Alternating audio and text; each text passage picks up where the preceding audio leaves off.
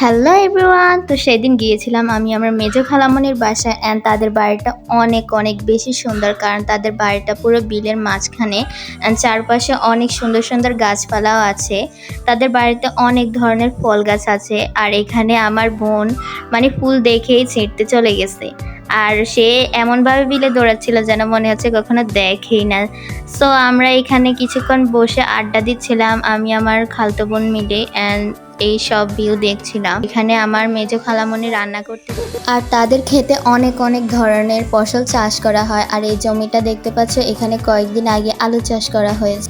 এরপর আমার খালামণি আমাকে তার গাছের পাকনা আম দিল খাওয়ার জন্য। অ্যান্ড পরদিন আমি আর আমার খালাতো বোন মিলে দুপুরবেলা কাঁচা আম আর কাঁচা কলা বানাচ্ছিলাম। অ্যান্ড এখানে হয়ে গেল আর একটা অঘটন, মানে আমরা আম বানাইছি কিন্তু আমি কোনো চিনি দিই না, এত বেশি চুকা হয়েছে। এরপর আমরা গেলাম বাইরে কিছুক্ষণ হাঁটাহাঁটি করার জন্য, অ্যান্ড বাইরে অনেক বেশি রোদ ছিল। সেদিন তো মনে হচ্ছিল যেন রোদের মধ্যেই আমরা প্রায় হয়ে যাব। এরপর আমরা কিছুক্ষণ হাঁটাহাঁটি করে চলে গেলাম দুপুরের খাওয়ার জন্য, অ্যান্ড কিছুক্ষণ থেকে আমরা বাড়ির উদ্দেশ্যে রওনা দিলাম, কারণ এত বেশি গরম পড়ছিল খালামণিদের বাসায়, মনে হচ্ছে না এখানে কোনো টিকা যাবে।